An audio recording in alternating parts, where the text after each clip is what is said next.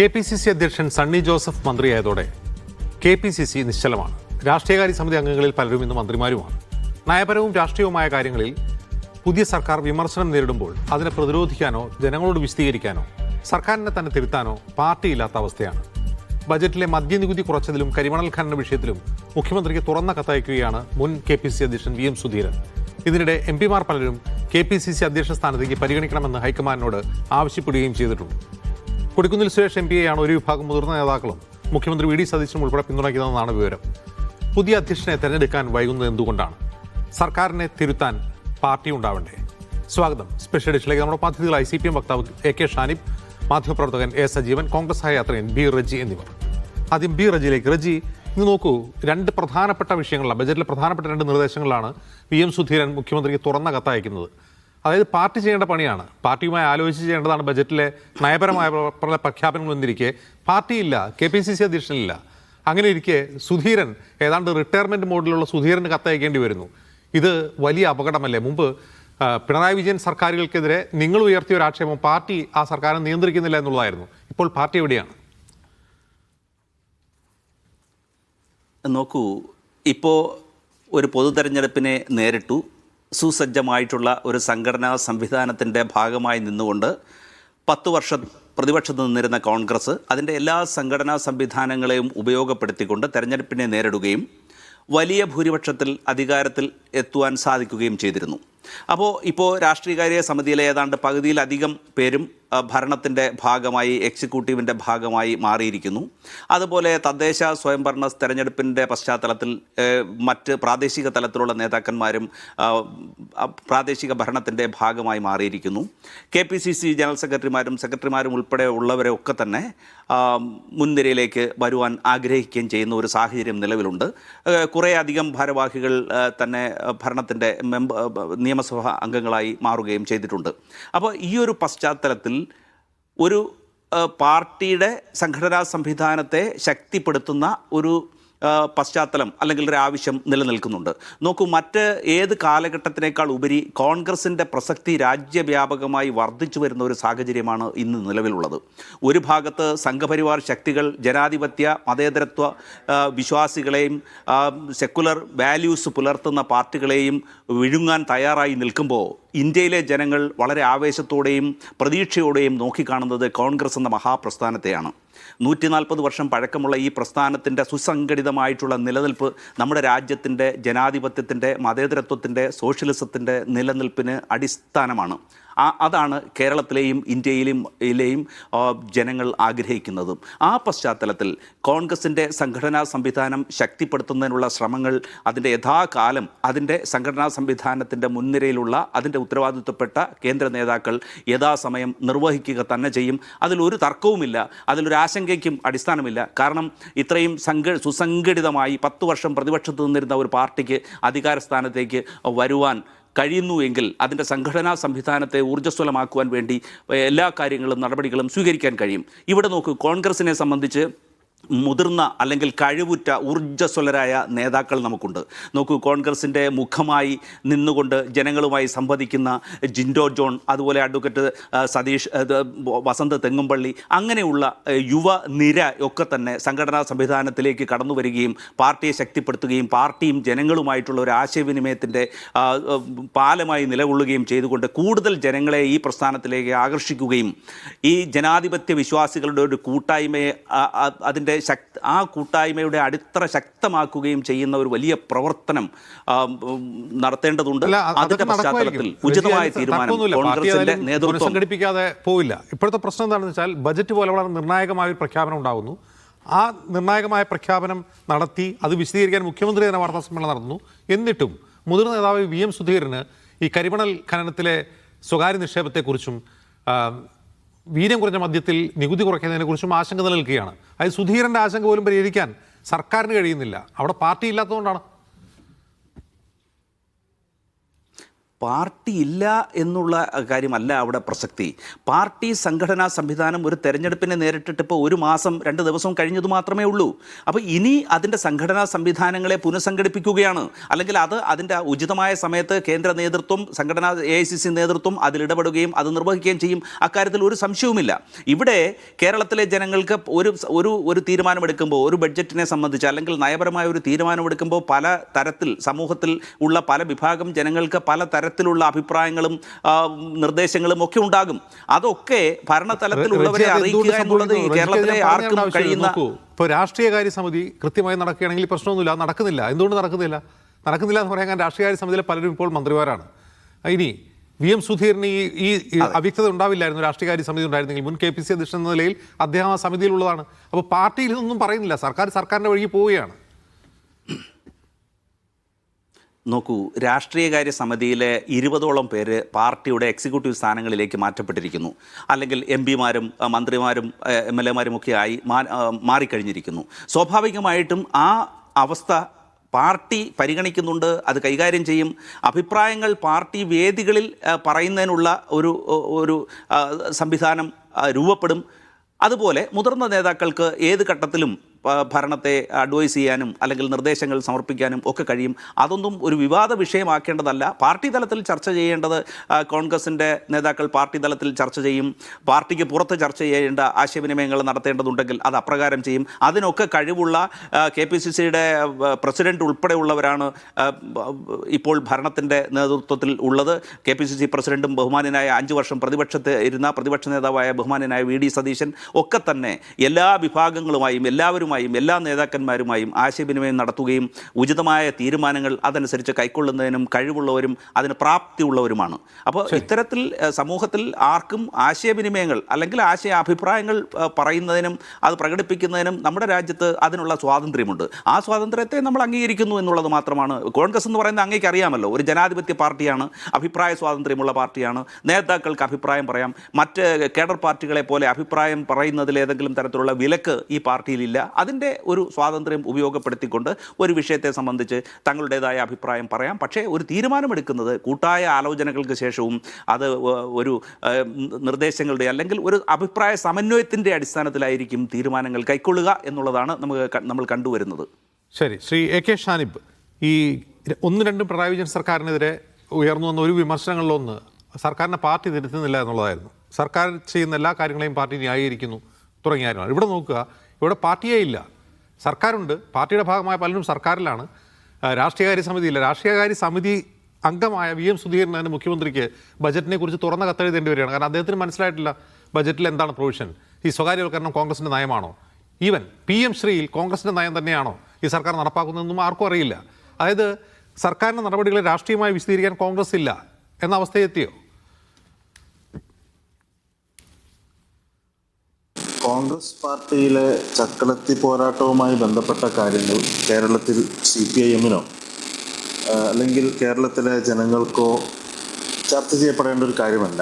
പക്ഷെ അങ്ങ് സൂചിപ്പിച്ചതുപോലെ അധികാരത്തിലിരിക്കുന്ന ഒരു പാർട്ടി ആ പാർട്ടിയുടെ നയപരമായ തീരുമാനങ്ങളെടുത്ത് ഗവൺമെൻറ്റിനെ നേർവഴിക്ക് നയിക്കേണ്ട അല്ലെങ്കിൽ ഗവൺമെൻറ്റിനെ തിരുത്തേണ്ട രാഷ്ട്രീയകാര്യ സമിതി ഉൾപ്പെടെ KPCC ഉൾപ്പെടെ നിശ്ചലാവസ്ഥയിൽ നിൽക്കുന്നു എന്നുള്ളത് ഒരു പ്രധാനപ്പെട്ട പ്രശ്നമാണ്. നമുക്കറിയാം, കേരളത്തിൽ UDF അധികാരത്തിൽ വരുന്നതിന് മുമ്പ് പ്രതിപക്ഷത്തിരുന്നപ്പോൾ പറഞ്ഞിരുന്ന കാര്യങ്ങൾ, ആ കാര്യങ്ങളുടെയൊക്കെ വീര്യം ഓരോ ദിവസവും കുറഞ്ഞു വരുന്നത് നമ്മൾ കണ്ടുകൊണ്ടിരിക്കുകയാണ്. എന്തെല്ലാം പറഞ്ഞുകൊണ്ടാണോ ഈ ഗവൺമെൻറ് അധികാരത്തിൽ വന്നത്, ആ പറഞ്ഞതിൻ്റെ എല്ലാം വീര്യം ഓരോ ദിവസവും കുറഞ്ഞു വരുന്ന, വീര്യം കുറഞ്ഞുകൊണ്ടിരിക്കുന്ന ഒരു സർക്കാരാണ് ഇപ്പോൾ കേരളം ഭരിച്ചുകൊണ്ടിരിക്കുന്നത് എന്നുള്ളതാണ്. ഞങ്ങളെ സംബന്ധിച്ച്, ഇടതുപക്ഷത്തെ സംബന്ധിച്ച്, കേരളത്തിലെ ജനങ്ങളെ സംബന്ധിച്ച് ഏറ്റവും പ്രധാനപ്പെട്ട കാര്യം ഈ പറഞ്ഞ കാര്യങ്ങളിലൊക്കെ അങ്ങ് തന്നെ സൂചിപ്പിച്ചു, ഞാനത് ആവർത്തിക്കേണ്ടതില്ല. എന്നിരുന്നാലും PM ശ്രീയുമായി ബന്ധപ്പെട്ട് അവർ പറഞ്ഞ കാര്യങ്ങളിൽ നിന്ന് അവർ പുറകോട്ട് പോയിരിക്കുന്നു.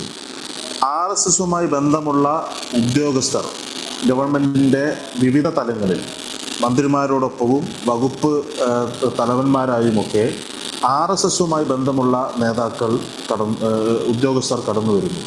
അതുപോലെ തന്നെ ഈ ഗവൺമെൻറ്റിൻ്റെ വരവ് തന്നെ വന്ദേ മാതരം പൂർണ്ണമായി ആലപിച്ചുകൊണ്ട് കടന്നു വരുന്നു. RSSന്റെ മുഖപത്രം ഈ അഭിനന്ദിക്കപ്പെടുന്ന ഒരു ഗവൺമെൻറ്റായി ഈ ഗവൺമെൻറ് മാറുന്നു.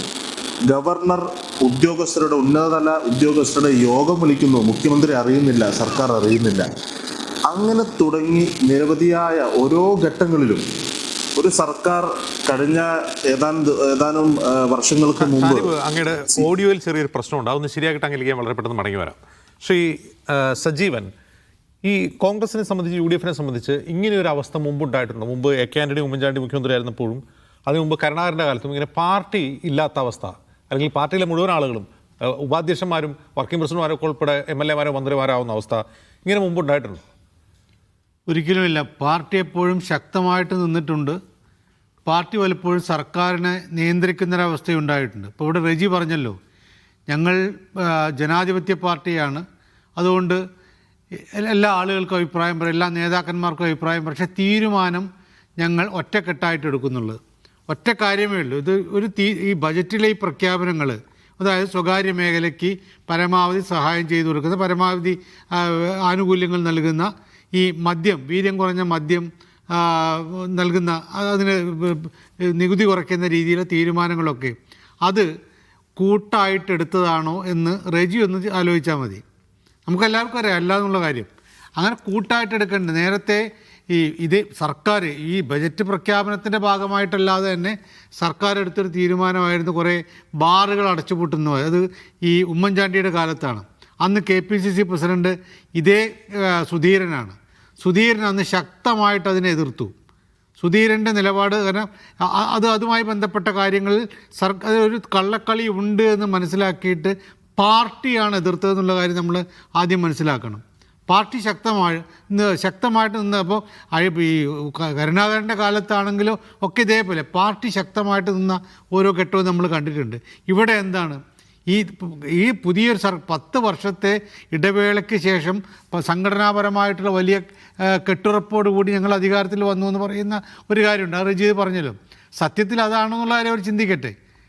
അത് LDF-ൻ്റെ വൻ പരാജയത്തിൻ്റെ ഭാഗമായിട്ട് LDF-നെ വിലയിരുത്തുന്നത് എന്തുകൊണ്ട് തോറ്റത് UDF-ന് മികവ് കൊണ്ടോ അല്ലെങ്കിൽ കോൺഗ്രസിൻ്റെ നേതൃപാഠവും കൊണ്ടോ ഒന്നുമല്ല. അത് അവർ തന്നെ വരുത്തി വെച്ചതാണ്. അവരുടെ പരാജയം എന്ന് പറയുന്നത് പടുകുഴിയിലേക്ക് പോകുന്ന രീതിയിൽ അവർ തന്നെ പെരുമാറ്റത്തിൻ്റെ കാര്യത്തിലാണെങ്കിലും തീരുമാനങ്ങളുടെ കാര്യത്തിലാണെങ്കിലും ഒക്കെ വന്നു. അപ്പോൾ സ്വാഭാവികമായിട്ട് അവിടെ ഒരു പരിഗണന കിട്ടുക, ജനങ്ങളുടെ പരിഗണന കിട്ടുന്നു. അത് വേണ്ട എന്ന് വയ്ക്കുമ്പോൾ കിട്ടുന്നൊരവസ്ഥയാണ്. എന്തായിരിക്കണം നേരത്തെ കൊണ്ടുവന്നിരുന്ന PMC ഉൾപ്പെടെയുള്ള കാര്യങ്ങൾ? PMCയുടെ കാര്യത്തിൽ അന്ന് ആ സമയത്ത് LDF-ൻ്റെ കാലത്ത് എന്തെല്ലാമാണ് കോൺഗ്രസിൻ്റെയും മൊത്തമായിട്ട് UDF-ൻ്റെ നേതാക്കന്മാർ PMCയെക്കുറിച്ച് പറഞ്ഞു, ഞങ്ങൾ അധികാരത്തിൽ വന്നാൽ എന്തു ചെയ്യും? ഇപ്പോഴത്തെ നേരത്തെ മറ്റവരുണ്ടാക്കിയിട്ടുള്ള ഒരു ഉപസമിതി, അതിൻ്റെ കാലാവധി തീർന്നപ്പോൾ വേറൊരു ഉപസമിതി ഉണ്ടാക്കുന്നു. അത് വേണ്ടാന്ന് വെക്കാൻ തീരുമാനിച്ചിട്ടില്ല. മരവിപ്പിച്ച സാധനം വീണ്ടും നടപ്പാക്കാനായിട്ട് പോകുന്നു. അത് വേണ്ടെന്ന് അതിനെക്കുറിച്ച് പരിഗണിക്കുന്നു. അതിനേക്കാളൊക്കെ നമ്മൾ നോക്കേണ്ടത് ഈ LDF-ൻ്റെ അവസാന കാലത്ത് എടുത്ത തീരുമാനങ്ങളിലൊന്നായിരുന്നു വീര്യം കുറഞ്ഞ മദ്യം ഇവിടെ ഉണ്ടാക്കിയിട്ട് കൊടുക്കുക. എല്ലാ ആളുകളും ഒരേപോലെ UDF-ലെയും അതല്ലാത്ത നിഷ്പക്ഷരായിട്ടുള്ള ആളുകൾ പോലും ശക്തമായിട്ട് എതിർത്ത കാര്യമായിരുന്നു അത് വലിയ രൂപത്തിൽ ഇവിടെ ലഹരി വ്യാപനത്തിന് വഴിവെക്കുമെന്ന് പറഞ്ഞു. ഇപ്പോഴത്തെ സ്ഥിതി എന്താണ്?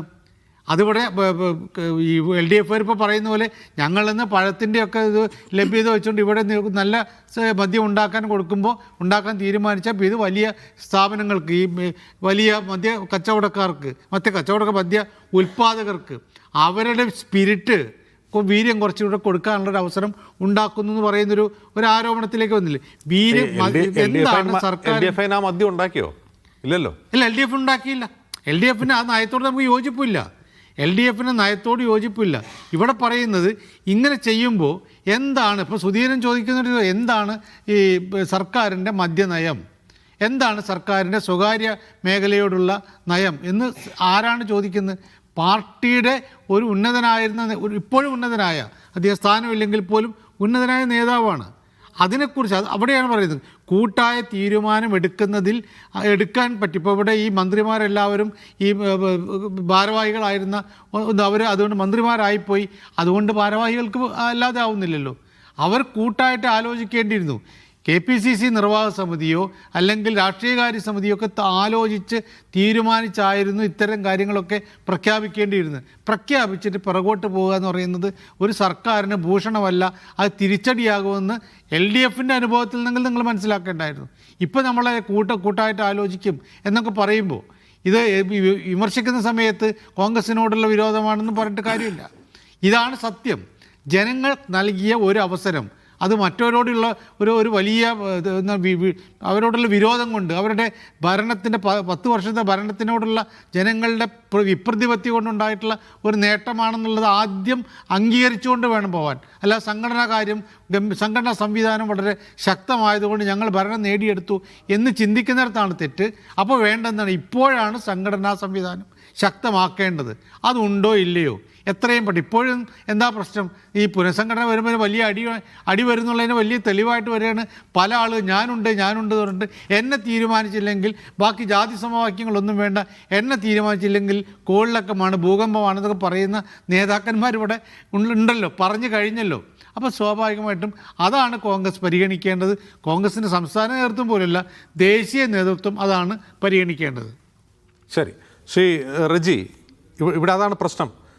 ഒന്ന്, ഈ ബജറ്റ് തന്നെ നോക്കുകയാണെങ്കിൽ കോൺഗ്രസിൻ്റെ പരമ്പരാഗത നിലപാടാണോ ഈ പറയുന്നത്? ബജറ്റ് പോട്ടെ, ഇതുവരെ ഈ ഒരു മാസം എടുത്തിട്ടുള്ള തീരുമാനങ്ങൾ എടുക്കുക. ഇപ്പോൾ പി എം ശ്രീ വിഷയത്തിൽ PM ശ്രീയിൽ ഒപ്പിട്ടപ്പോൾ അന്നത്തെ LDF സർക്കാരിനെ പ്രിയങ്ക ഗാന്ധി വിമർശിച്ചത് എങ്ങനെയാണെന്ന് അറിയാമോ? 2 വെള്ളത്തിൽ കാലിയൗട്ടരുതെന്നാണ്. ഇവിടെ കോൺഗ്രസ് സർക്കാർ 2 വെള്ളത്തിൽ കാലിയൗട്ട് മാത്രമല്ല, മറ്റൊരു വെള്ളത്തിൽ പൂർണ്ണമായി യാത്ര ചെയ്യുകയാണ്. അതെന്താണെന്ന് കോൺഗ്രസിന് വിശദീകരിക്കാൻ കഴിയുന്നില്ല, അതിൻ്റെ രാഷ്ട്രീയം എന്താണെന്ന് പറയാൻ കഴിയുന്നില്ല. ഇവിടെ വീര്യം കുറഞ്ഞ മദ്യത്തെക്കുറിച്ച് VM സുധീരൻ ഒരു വിമർശനം ഉയർത്തുന്നു, അത് വിശദീകരിക്കപ്പെടുന്നില്ല. ഈ വീര്യം കുറഞ്ഞ മദ്യത്തിന് നികുതി കുറയ്ക്കുന്നത് കോൺഗ്രസിൻ്റെ നയം തന്നെയാണോ? പ്രകടന പത്രികയിൽ പറഞ്ഞിട്ടുള്ളതാണോ? അതുപോലെ കരിമണൽ ഖനനത്തിൽ കോൺഗ്രസിൽ എല്ലാ കാലത്തും 2 അഭിപ്രായമുണ്ട്. VM സുധീരൻ അതിൽ മറ്റൊരു അഭിപ്രായക്കാരനായിരുന്നു. അദ്ദേഹത്തിൻ്റെ നേതൃത്വത്തിൽ ജനകീയ സമരം ഉണ്ടായിട്ടുണ്ട്. അപ്പോൾ കരിമണൽ ഖനന രംഗത്തേക്ക് സ്വകാര്യവൽക്കരണം വരും എന്ന ആശങ്ക ഈ ബജറ്റ് പ്രസംഗത്തിൽ തന്നെ ഉണ്ട്. അപ്പോൾ അതേക്കുറിച്ച് വിശദീകരിക്കപ്പെടുന്നില്ല. അപ്പോൾ ഇത് രാഷ്ട്രീയം മറന്നു പോകുന്നു, ഭരണം മാത്രമാകുന്നു ആളുകളുടെ മെയിൻ പണി. മറ്റ് രാഷ്ട്രീയ വിശദീകരണമൊക്കെ അതൊക്കെ വേണമെങ്കിൽ പറഞ്ഞോളൂ, അത് മുഖ്യമന്ത്രി വിശദീകരിച്ചോളൂ എന്നുള്ളതാണോ? നോക്കൂ, ഇവിടെ കേരളത്തിൻ്റെ പുരോഗതി, കേരളം അഭ്യുന്നതിയിലേക്ക് പോകണമോ അതോ നമ്മുടെ കുട്ടികൾ ഒക്കെ വിദേശത്ത് ചേക്കേറി കേരളത്തെ ഒരു മുതിർന്ന പൗരന്മാരുടെ ഒരിടമായി മാറ്റണമോ? ഇതാണ് പ്രധാനപ്പെട്ട ചോദ്യം. പ്രതീക്ഷ നൽകുന്ന ഒരിടമായി നമ്മുടെ നാട് മാറണമെങ്കിൽ ഇവിടെ സ്വകാര്യ നിക്ഷേപം ഉണ്ടാകണം, അതിനനുകൂലമായ ഒരു സാഹചര്യം ഉണ്ടാകണം. അപ്പോൾ അതിനുവേണ്ടി സുദീർഘമായിട്ടുള്ള വളരെ കൂലങ്കഷമായി ആലോചിച്ച് ശക്തമായ നടപടികൾ സ്വീകരിക്കുമ്പോൾ ഇന്നലെ വരെ അത്തരത്തിലുള്ള നടപടികൾ സ്വീകരിച്ചു കൊണ്ടിരുന്ന LDF ഘടകം മറിഞ്ഞുകൊണ്ട് നേരെ U-ടേൺ എടുത്തുകൊണ്ട് ഇതിനെ വിമർശിക്കുമ്പോൾ സത്യത്തിൽ കേരളത്തിലെ ജനങ്ങൾ അതിശയത്തോടെ അത്ഭുതത്തോടെ നോക്കുകയാണ്. ഈ നിറം മാറ്റത്തിന്റെ ഈ ഒരു എന്താണ് ഇരട്ടത്താപ്പ്. നോക്കൂ, ഓരോന്ന് ഞാൻ പറയാം. ഈ കരിമണൽ ഖനനത്തിൽ അവർ സ്ക്രൂട്ടനൈസ് ചെയ്യപ്പെട്ടിട്ടുണ്ട്, അവർക്കെതിരെ വിമർശനം ഉണ്ടായിട്ടുണ്ട്. ആ വിമർശനം നിലനിൽക്കുമ്പോഴാണ് നിങ്ങൾ അത് തന്നെ ചെയ്യുന്നത്. വിശദീകരിക്കപ്പെട്ടിട്ടില്ല ഇപ്പോഴും. നോക്കൂ, 3 ജില്ലകളിലെ ധാതു സമ്പത്തിനെ ഏത് വിധത്തിൽ ഉപയോഗപ്പെടുത്തുവാൻ കഴിയും, അത് കേരളത്തിലെ ജനങ്ങൾക്ക് ഉപയോഗപ്രദമായ രീതിയിൽ, സുതാര്യമായ രീതിയിൽ എപ്രകാരം ഉപയോഗപ്പെടുത്താൻ കഴിയും എന്നുള്ള നടപടിക്രമങ്ങൾ വരാനിരിക്കുന്നേ ഉള്ളൂ. ഇപ്പോൾ ചാടിക്കയറി ചില നിരീക്ഷണങ്ങൾ നടത്തി ചില ഊഹാപോഹങ്ങൾ പറഞ്ഞുകൊണ്ട് ജനങ്ങളെ പ്രക്ഷോഭത്തിലേക്ക് തള്ളിവിടുന്ന ഒരു കുൽസിത രാഷ്ട്രീയമല്ലേ പലപ്പോഴും പ്രതിപക്ഷം സ്വീകരിക്കാറുള്ളത്. ഇവിടെ നോക്കൂ, ഇവിടെ നമ്മുടെ ജനങ്ങൾക്കും നമ്മുടെ നാടിനും നമ്മുടെ വിദ്യാർത്ഥികൾക്കും നമ്മുടെ നാടിന് ഐശ്വര്യം ഉണ്ടാവണം, നമുക്ക് പുരോഗതി ഉണ്ടാവണം. നമ്മൾ കാലഹരണപ്പെട്ട ഒരു നാടായി മാറരുത്. നമ്മൾ 25 വർഷം പുറകിലേക്കല്ല പോകേണ്ടത്. നമ്മൾ വികസനത്തിൽ അധിഷ്ഠിതമായിട്ടുള്ള ഒരു നല്ലൊരു സമൂഹം നമ്മൾ സൃഷ്ടിക്കപ്പെടേണ്ടേ? അപ്പോൾ എന്നും കാലഹരണപ്പെട്ട പ്രത്യയശാസ്ത്രത്തിൽ അതിൻ്റെ പിടിയാടുകളായി നമ്മൾ നിന്നാൽ മാത്രം മതിയോ? നമ്മുടെ രാജ്യത്ത് പുരോഗതി ഉണ്ടാകണ്ടേ? അപ്പം നമുക്ക് ഈ ആധുനിക കാലഘട്ടത്തിൽ നോക്കൂ, ഇവിടെ ഈ മൊബൈൽ ഫോണുകളെ ഒക്കെ നിർമ്മിക്കുന്നതിൻ്റെ വളരെ പ്രധാനപ്പെട്ട പ്രധാനപ്പെട്ട ചില ഘടകങ്ങളിൽ അടങ്ങിയിരിക്കുന്ന വളരെ വിലയേറിയ ധാതു സമ്പത്ത് നമ്മുടെ രാജ്യത്തുണ്ടെന്നാണ് പറയപ്പെടുന്നത്. അപ്പോൾ അത് സുതാര്യമായിട്ട് ആർക്കും ബുദ്ധിമുട്ടില്ലാത്ത രീതിയിൽ അതിനെ പ്രയോജനപ്പെടുത്തുന്നതിനെക്കുറിച്ചൊരു പഠനം നടത്തുന്നതിൽ എന്താണ് ഇത്ര തെറ്റ്? അതിനുശേഷമല്ലേ അത് ഏതെങ്കിലും രീതിയിൽ നമ്മുടെ പരിസ്ഥിതി ഘടനയ്ക്ക് ദോഷം വരുമെന്നോ അല്ലെങ്കിൽ അത് ഏതെങ്കിലും ആശങ്ക ഉളവാക്കുന്നെന്നോ ഉള്ള പ്രശ്നം വരുന്നത്? ഇവിടെ ഒരു പ്രപ്പോസൽ കൊണ്ടുവരുന്നു. ആ കൊണ്ടുവരുമ്പോൾ തന്നെ അതിനെതിരെ ശക്തമായി ആക്ഷേപവുമായി വരുമ്പോൾ അത് നമ്മുടെ നാടിൻ്റെ പുരോഗതിയല്ലേ ബാധിക്കുന്നത്? ഇവിടെ നോക്കൂ, ഇവിടെ വീര്യം കുറഞ്ഞ മദ്യത്തിനെ സംബന്ധിച്ച് അതിൻ്റെ നികുതി ഘടന നിർമ്മിച്ചത് ഈ LDF സർക്കാരല്ലേ? കരിമണൽ ഖനനത്തിന്റെ കാര്യത്തിൽ അവിടെ സ്വകാര്യ നിക്ഷേപം വരുമോ എന്ന് ചോദിക്കാൻ കാരണം ഈ മുൻ സർക്കാരിനെതിരെയുള്ള ആരോപണങ്ങളിൽ വളരെ പ്രധാനപ്പെട്ടതാണ്. മുഖ്യമന്ത്രിയുടെ മകൾക്ക് മാസപ്പടി കൊടുത്തത് എന്തിനാണ്, അതിനെന്ത് പ്രത്യുപകാരം ലഭിച്ചു എന്നതിന് മറുപടിയായി മാത്യു കോൾനാടൻ MLA മുമ്പ് പറഞ്ഞത് എന്താണ്? അത് തോട്ടപ്പള്ളിയിലെ കരിമണൽ ഖനനം ചെയ്യാൻ വേണ്ടി കർത്തായുടെ കമ്പനിക്ക് അനുമതി കൊടുക്കുന്നതിൻ്റെ ഭാഗമാണ്, അത് നീട്ടിക്കൊടുത്തു എന്നുള്ളത് കൊണ്ടുകൂടിയാണ്. അപ്പോൾ അത്രയും രാഷ്ട്രീയമുള്ളൊരു പ്രശ്നമാണ് അത്. കേവലമായി ഒരു പ്രൊജക്ട് റിപ്പോർട്ട് മുന്നോട്ട് വെച്ച് ഞങ്ങളത് പിന്നീട് അതിൽ പദ്ധതി ഉണ്ടോ, അങ്ങനെയല്ല, അതിൽ വ്യക്തത വേണം. നിലനിൽക്കുന്ന ഒരു രാഷ്ട്രീയ പ്രശ്നത്തിലാണ് ബജറ്റ് പ്രഖ്യാപനമെങ്കിൽ അത് വ്യക്തമായി വിശദീകരിക്കപ്പെടണം. ശ്രീജി, അങ്ങ് മനസ്സിലാക്കേണ്ടത് ഈ കേന്ദ്ര സർക്കാർ 2019 സമ്പൂർണ്ണമായിട്ട് കേന്ദ്രത്തിൻ്റെ അധീനതയിൽ മാത്രമേ കരിമണൽ ഖനനവുമായി ബന്ധപ്പെട്ട നടപടികൾ സ്വീകരിക്കാൻ കഴിയൂ എന്നുള്ള നിയമം കൊണ്ടുവന്നിട്ടുണ്ട്. സ്വകാര്യ മേഖലയ്ക്ക് അത് അനുവദനീയമല്ല. ഇവിടെ കേരളത്തിലെ ജനങ്ങൾക്ക് അല്ലെങ്കിൽ നമ്മുടെ ധാതു സമ്പത്ത്, അതായത് ഉപയോഗപ്രദമായ രീതിയിൽ ഏറ്റവും വിലപ്പെട്ട ധാതു സമ്പത്ത്, ഇപ്പോൾ പലപ്പോഴും വിദേശ രാജ്യങ്ങളിൽ നിന്നാണ് നമുക്ക് ആവശ്യമായിട്ടുള്ള ധാതു ഈ മൊബൈൽ ഫോൺ, സെൽഫോണൊക്കെ ഉപയോഗിക്കുന്ന വളരെ വിലപ്പെട്ട ചില അതിൻ്റെ പദാർത്ഥങ്ങൾ സംഭരിക്കുന്നതെന്ന് നമുക്ക് വാർത്തകളിലൂടെ നമുക്ക് അറിയാൻ കഴിഞ്ഞിട്ടുണ്ട്. ഇവിടെ അത്തരത്തിലൊരു പഠനം നടത്തുക, അതിൻ്റെ മുന്നൊരുക്കങ്ങൾ നടത്തുക, അല്ലെങ്കിൽ അതിനുവേണ്ടി ഒരു വിദഗ്ധ സമിതിയെ രൂപീകരിക്കുക. ഇങ്ങനെ ഇവിടെ സാധ്യമാണോ, അല്ലെങ്കിൽ അതിൻ്റെ വഴികളിലേക്ക് നമുക്ക് തേടേണ്ടതുണ്ടോ, ഇവിടെ പരിസ്ഥിതിക്ക് ഏതെങ്കിലും തരത്തിലുള്ള ആഘാതം ഉണ്ടാകാൻ സാധ്യതയുണ്ടോ? ഇതൊരു തുടക്കമല്ലേ. നമ്മുടെ ഇതുവരെ പെട്ട കാളവണ്ടി യുഗത്തിൽ തന്നെ ഇരുന്നാൽ മതിയോ നമ്മൾ? അതായത് വലിയ സമ്പത്തിൻ്റെ മുകളിൽ നമ്മൾ ജീവിക്കുമ്പോൾ ആ സമ്പത്ത് അറിയപ്പെടാതെ, അതായത് ഭൂമിക്കടിയിൽ ഒരു സ്വർണ്ണ ഖനി കുഴിച്ചിട്ടിട്ട് അതിൻ്റെ മേളിൽ പട്ടിണി പാവങ്ങളായിട്ട് കിടക്കുന്നതാണോ ഉചിതം, അതോ അത് ഉപയോഗപ്പെടുത്തുവാൻ കഴിയുന്ന സാധ്യതകളെ പരിശോധിക്കുക? അത് ഏതെങ്കിലും ഒരു സുപ്രഭാതത്തിൽ ഒരു രാത്രി ഇരുട്ട് വെളുക്കുന്നതിന് മുമ്പ് പോയി ഞാൻ ഖനനം നടത്തുന്നു എന്നുള്ളതല്ല. എല്ലാ വിദഗ്ധരുമായും ആലോചിച്ച് കേരളത്തിലെ ജനങ്ങളെ വിശ്വാസത്തിലെടുത്ത് അങ്ങേയറ്റം സുതാര്യമായിട്ടും സത്യസന്ധമായിട്ടും അങ്ങനെ ചെയ്യേണ്ടതുണ്ടോ എന്ന് തീരുമാനമെടുത്തതിന് ശേഷമേ ഇതൊക്കെ നടപ്പാക്കുകയുള്ളൂ. ഇത് ഇത്തരത്തിലൊരു പ്രപ്പോസൽ നോക്കൂ, ഈ നമ്മുടെ എത്രയോ പ്രപ്പോസലുകൾ ബജറ്റിൽ വന്നിട്ട് 10 വർഷത്തിലധികമായി വീണ്ടും വീണ്ടും ആവർത്തിച്ചുകൊണ്ടിരിക്കുന്ന ചില പ്രപ്പോസലുകളെ കുറിച്ച് നമ്മൾ കേട്ടിട്ടില്ലേ? അപ്പോൾ അതുപോലെ ഇവിടെ ഒരു തുടക്കം കുറിക്കുകയാണ്, അല്ലെങ്കിൽ ഇതിനെ സംബന്ധിച്ചൊരു ആലോചന മുന്നോട്ട് വയ്ക്കുകയാണ് കേരളത്തിലെ ജനങ്ങൾക്ക് മുമ്പാകെ. നമ്മൾ ഇതിനെക്കുറിച്ചൊരു പഠനം നടത്തണമോ? അപ്പോൾ അങ്ങനെ ഒരു ആശയം മുന്നോട്ട് വയ്ക്കുമ്പോൾ, ഒരു പുതിയുഗ കേരളത്തിൻ്റെ സൃഷ്ടിക്കായി നവീനമായ ഒരു ആശയം കേരളത്തിലെ ജനങ്ങൾക്ക് മുമ്പാകെ സമർപ്പിക്കുമ്പോൾ നാനാ ദിക്കുകളിൽ നിന്നും അതിനെ ശക്തമായി എതിർക്കുന്ന സമീപനത്തിനോടൊപ്പം തന്നെ അനുകൂലമായിട്ട് നമ്മൾ ഇതിൻ്റെ സാധ്യതയെ പഠിച്ചൂടെ, നമ്മൾ എന്തുകൊണ്ട് ഇതിൻ്റെ വിശദാംശങ്ങളിലേക്ക് കടന്നുകൂടാ, നമുക്ക് ഏത് മേഖലയിൽ നിന്ന് അത് ലഭ്യമാക്കാൻ കഴിയും, ഇത് പരിസ്ഥിതിക്ക് ഏതെങ്കിലും തരത്തിലുള്ള ദോഷമുണ്ടോ, ഇത് നമ്മുടെ കേരളത്തിലെ ജനങ്ങൾക്ക് അനുകൂലമാണോ, ഇത് ആർക്കെങ്കിലും ഇതുകൊണ്ട് എന്തെങ്കിലും പുരോഗതിയുണ്ടോ, നമ്മുടെ ജനങ്ങൾക്ക്, യുവജനങ്ങൾക്ക് തൊഴിൽ സാധ്യതയുണ്ടോ, നമ്മുടെ ആളുകളുടെ സാധാരണക്കാരുടെ ജീവിതം മെച്ചപ്പെടുത്താൻ ഈ ഒരു പദ്ധതി കൊണ്ട് കഴിയുമോ? അങ്ങനെ ഉണ്ടെങ്കിൽ എത്ര പേരുടെ ജീവിതം അഭ്യുന്നതിയിലേക്ക് പോകും? വിദേശ രാജ്യത്തൊക്കെ നോക്കൂ, ഇപ്പോൾ ഗൾഫ് നാടുകളിലെയൊക്കെ പ്രതിസന്ധികൾ നമുക്കറിയാമല്ലോ. അപ്പോൾ ആ ഒരു സാഹചര്യത്തിൽ നമുക്കിവിടെ വ്യവസായം വേണം, നമുക്കിവിടെ തൊഴിൽ വേണം, നമ്മുടെ ജനങ്ങൾക്ക് ജീവിത സാഹചര്യം വേണം, അവർക്ക് സമ്പത്ത് വേണം, നാളെ ഒരു നല്ല ഭാവി നമുക്ക് വേണം. അപ്പോൾ നമ്മൾ വീണ്ടും ഈ കാളവണ്ടി യുഗത്തിലേക്ക് ജീവിക്കുകയല്ല, നമ്മൾ പുതിയ സാധ്യതകൾ തേടണം, പുതിയ അവസരങ്ങൾ തേടണം. അപ്പോൾ പുതിയ അവസരത്തിന് വേണ്ടിയുള്ള ഒരു വാതിൽ തുറക്കുമ്പോൾ തന്നെ ഈ വാതിൽ നിങ്ങൾ തുറക്കണ്ട, നിങ്ങൾ പഴയ കാലത്ത് പോലെ ജീവിച്ചാൽ മതി, ഞങ്ങളുടെ നയങ്ങൾ തന്നെ മതി എന്ന് പറഞ്ഞുകൊണ്ട് അതിനെ ശക്തിയായി എതിർക്കുന്നതല്ല ഒരു പോംവഴി. മറിച്ച് ഇതിൻ്റെ വിശദാംശങ്ങൾ വരട്ടെ, നമുക്ക് ആശയവിനിമയം നടത്താം. ഇത് കേരളത്തിന് ദോഷകരമാണെങ്കിൽ കേരളത്തിലെ ആരെങ്കിലും ഇതൊക്കെ സമ്മതിക്കുമോ? അപ്പോൾ ആദ്യം വേണ്ടുന്നത് ആശയ സംവാദം നടത്തണം, ആശയ സംഘർഷങ്ങൾ ഉണ്ടാവണം, പലവിധ ആശയങ്ങൾ വരണം. അപ്പോൾ ആ ഒരു നയ സമീപനമായി മുന്നോട്ട് വരുമ്പോൾ അതിൻ്റെ വിശദാംശങ്ങളിലേക്ക് കടക്കുമ്പോൾ അതിനെ സംബന്ധിച്ച് നമ്മുടെ നാടിനത് ഗുണപ്രദമാണോ, നമ്മുടെ നാടിനത് ഉപയോഗപ്രദമാണോ, നമ്മുടെ ജനങ്ങൾക്കത് ആശയ്ക്ക് വകയുണ്ടോ, നമ്മുടെ തൊഴിലവസരങ്ങൾ വർദ്ധിക്കുമോ എന്ന് അന്വേഷിക്കുകയല്ലേ നമ്മൾ വേണ്ടത്. ചോദ്യം, ഈ ബജറ്റൊക്കെ തയ്യാറാക്കുന്നതിന് സ്വാഭാവികമായിട്ടും അതിനിടയിൽ ഏതെങ്കിലും കോൺഗ്രസിന്റെ കമ്മിറ്റി കൂടിയോ? ആ കമ്മിറ്റിയിൽ ഇതൊക്കെ ചർച്ച ചെയ്യപ്പെട്ടോ? നോക്കൂ, കോൺഗ്രസിൻ്റെ ബഡ്ജറ്റ് എന്ന് പറയുന്നത് കോൺഗ്രസ് ജനങ്ങൾക്ക് മുമ്പാകെ വെച്ച പ്രകടന പത്രികയുടെ പ്രതിഫലനമാണ്. ഒരു ബഡ്ജറ്റ് എന്ന് പറയുന്നത് വെറും ഒരു വാർഷിക ധനകാര്യ സ്റ്റേറ്റ്മെന്റ് അല്ല, അതൊരു നയമാണ്, ഒരു സർക്കാരിന്റെ നയമാണ്. ഇവിടെ തൊഴിലവസരങ്ങൾ സൃഷ്ടിക്കും, പുതിയ യുഗ കേരളം ഞങ്ങൾ സൃഷ്ടിക്കും. ഈ പറയുന്ന പ്രകടന പത്രികയിലുള്ളതാണോ? കോൺഗ്രസിന്റെ മദ്യനയമാണോ? അങ്ങ് മനസ്സിലാക്കേണ്ട ഏറ്റവും പ്രധാനപ്പെട്ട ഒരു വിഷയം അവിടെയാണ്. അതായത് 2014-15 കാലഘട്ടത്തിൽ ഇവിടെ മദ്യനിരോധനം വന്നു. അതിനെ തുടർന്ന് അത് നല്ല കാര്യമാണ്, കോൺഗ്രസിൻ്റെ ആശയങ്ങൾക്ക് അടിസ്ഥാനമായിട്ടാണ് മദ്യം വർജനം, അതിൻ്റെ ഭാഗമായിട്ടാണ് ഇവിടെ ബാർ നിരോധനം ഒക്കെ ഉണ്ടായത്. പക്ഷേ അതിൻ്റെ ഒരു ഇമ്പാക്റ്റ് നമ്മൾ മറക്കരുത്. അതായത് ഇവിടെ വലിയ തോതിൽ ഇവിടെ ഈ കഞ്ചാവ് പോയ മയക്കുമരുന്നുകൾ വലിയ തോതിൽ വ്യാപിച്ചു. അതായത് 2014-15 വെറും 100 കേസുകൾ ഒരു മാസം റിപ്പോർട്ട് ചെയ്യുന്ന സ്ഥാനത്ത് ആ 100 മയക്കുമരുന്ന് കേസുകളുടെ ഭാഗത്ത് 1000-ഉം 2000-ഉം 3000-ഉമായി മയക്കുമരുന്നുകൾ വർദ്ധിച്ചു. നമ്മുടെ യുവജനങ്ങളെ വഴിതെറ്റിക്കുന്ന, നമ്മുടെ വിദ്യാർത്ഥികളെ വഴിതെറ്റിക്കുന്ന, നമ്മുടെ സാധാരണക്കാരെ വഴിതെറ്റിക്കുന്ന കഞ്ചാവും മയക്കുമരുന്നും വ്യാപകമായി നമ്മുടെ സമൂഹത്തിൽ വരാനിടയായ കാരണങ്ങളിൽ ഒന്ന് അതൊക്കെ കൂടിയാണ്. അത് സംബന്ധിച്ചുള്ള റിപ്പോർട്ടുകൾ എത്രയോ ഉണ്ട്. എക്സൈസ് ഡിപ്പാർട്ട്മെൻറ്റ് തന്നെ എത്രയോ റിപ്പോർട്ടുകൾ അത് സംബന്ധിച്ച് പ്രസിദ്ധീകരിച്ചിട്ടുണ്ടെന്ന് നമ്മൾ മനസ്സിലാക്കണം. അപ്പോൾ ഇവിടെ മയക്കുമരുന്നെന്ന മാരകമായിട്ടുള്ള ആ ഒരു അവസ്ഥയിലേക്ക് നമ്മുടെ കുട്ടികളെ തള്ളിവിടാതെ, നമ്മുടെ യുവാക്കളെ തള്ളിവിടാതെ അല്പം ഈ ബിയർ പോലെയുള്ള വീര്യം കുറഞ്ഞ മദ്യങ്ങളുടെ വിൽപ്പന സാധ്യതയെക്കുറിച്ച് നമ്മൾ പഠിക്കണ്ടേ? അത് നയത്തിന്റെ ഭാഗമായി LDF അനുവദിച്ചിട്ടുള്ളതാണ്. മയക്കുമരുന്നിന്റെ വ്യാപനം തടയാൻ വീര്യം കുറഞ്ഞ മദ്യം വ്യാപിപ്പിക്കുക, ഇതാണോ കോൺഗ്രസ് നയം? നോക്കൂ, അത് കോൺഗ്രസ് നയമാണെന്ന് ഞാൻ പറഞ്ഞില്ലല്ലോ.